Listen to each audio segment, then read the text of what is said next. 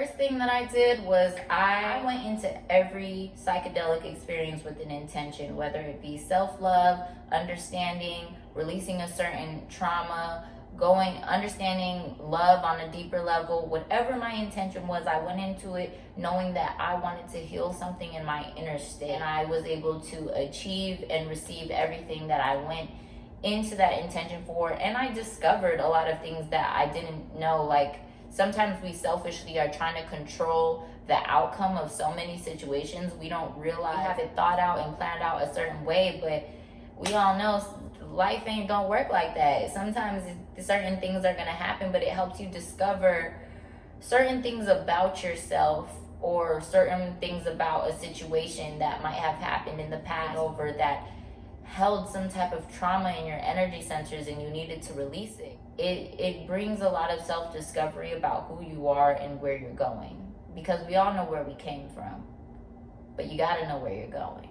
4 best things to do in your emotional state of healing: release, surrender, love, and forgive. Those are the 4 main things that I surrounded my healing around when I started meditating and doing my emotional freedom exercises to release certain traumas. I discovered a lot about child me. I discovered a lot about present me.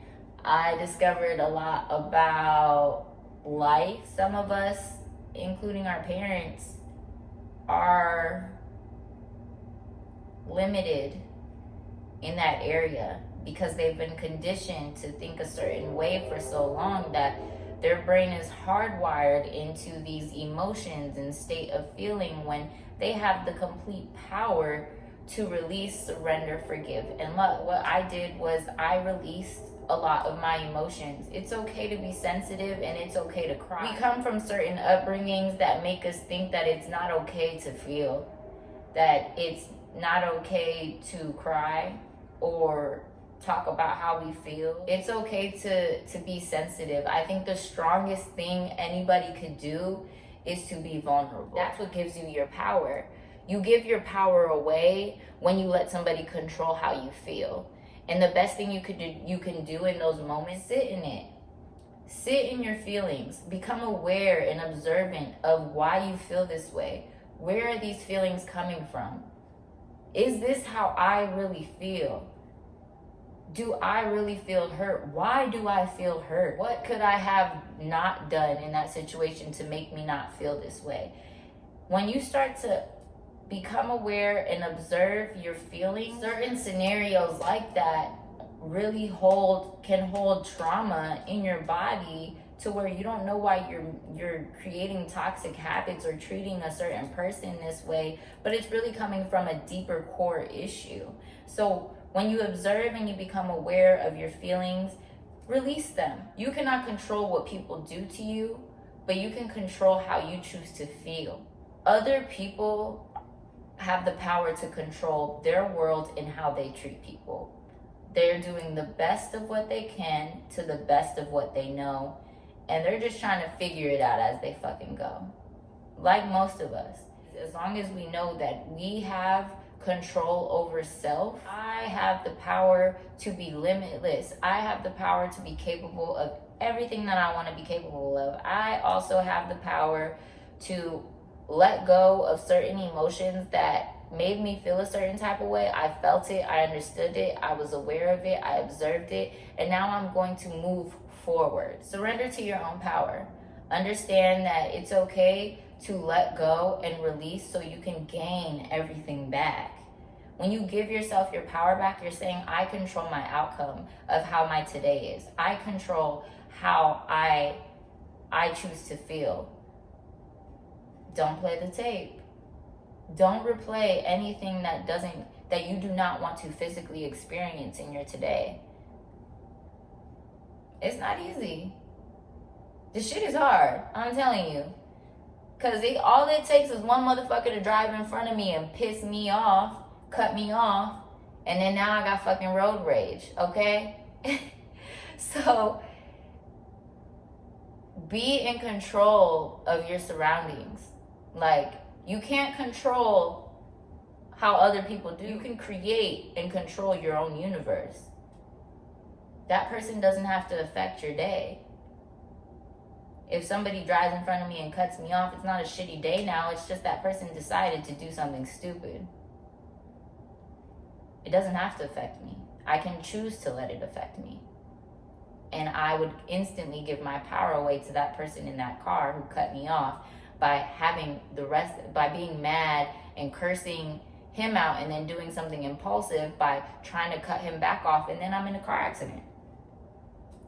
That went kind of drastic. I wasn't trying to be that extreme, but I'm just making a point. The point is to do everything with intention, to release and surrender. Another thing to do is to forgive people.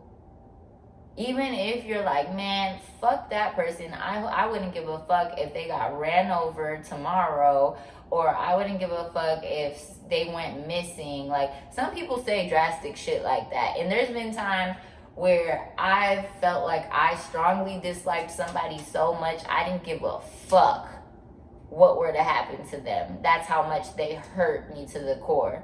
And it sucks that you give somebody so much of your beautiful energy. You know what I'm saying? It goes back to people do the best they can to the best of their knowledge. And some people are so programmed, so conditioned, so limited that they can't offer you the best comfort, the best type of love. Everybody has a different love language. Some people grew up in survival mode and not in a loving environment. Your environment has a lot to do with the way you heal. So you can't really heal your inner state if you're in constant survival environment conditions. You have to place yourself in a better environment to physically and emotionally feel peace and love. Surrender, release, and forgive. Forgive others, and then forgive yourself. Forgive yourself for holding on to things that you cannot control. Forgive yourself for making mistakes. You are a new person today. Whatever you did yesterday, irrelevant. Why? Because we're ever-changing beings. We're constantly evolving. And if we believe that our future self is supposed to be this wonderful image of like amazing fucking things, then why are we beating ourselves up for things that happened yesterday, last month, 2 months ago, a couple years ago? Why are we regretting? Why are we blaming ourselves for things? Because our mind is telling us to blame ourselves. So if we pause those thoughts and we just think to ourselves, you know what? I love you, Teti. I forgive you, Teti. All it takes is to just say it to yourself. And you can feel, if you're just present enough and quiet enough, you could just feel how nourishing it feels to your inner core. And if you don't understand how to forgive yourself, go back to the drawing board. Feel those emotions, surrender to it, release. The fourth thing would be love yourself. And you do that by taking time to yourself. Now, some people take the whole love yourself thing and take it as a way to just spend money on yourself. And that is self-love. Like, do whatever makes you feel fucking great. Like, if you feel like you want to go to the Versace store and spend a couple $1,000, go do that shit. Sometimes retail therapy is a way for people to feel amazing. And it makes them feel good. It makes them feel like they treated themselves for the day. But what about your internal world, your inner state environment?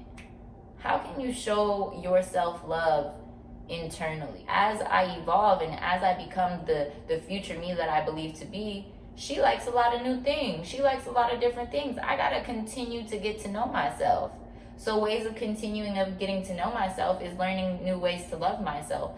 Yeah, it could be retail therapy and I can do some physical things for my outer world and it makes me feel amazing. But then there's also some things that I need to work on internally that can actually create disastrous and chaotic things for my outer world. Like, old self is a lot of insecure. She's a lot of a lot of things, and she suffers with a lot of triggers. And new self, who's on her way to being future her, today in the present moment, still might feel an itch at certain triggers, and it might send her a step back. But as long as you realize, like, okay, in this moment, do I want to do what old self would do, or do I want to do what new self would do? Who am I today in this present moment? Now I'm aware of my thoughts. How can I keep myself on the right track of what healing and having a healthy life would be like? How can I not do some toxic ass shit right now? If you're aware of your thoughts and you're observing how you feel, all of that is capable. However you choose to heal for your inner environment, I just always recommend it to surround those 4 things, and you will be on the path to greatness. I'm on the path to greatness. Can't nobody tell me otherwise. Time is an illusion. I can take as much time as I want to get to know me, to get to know my craft, to get to know who I am today, and not fucking feel bad about it. Do everything with intention. That's all, and I hope you guys enjoyed, and I'll see you next time.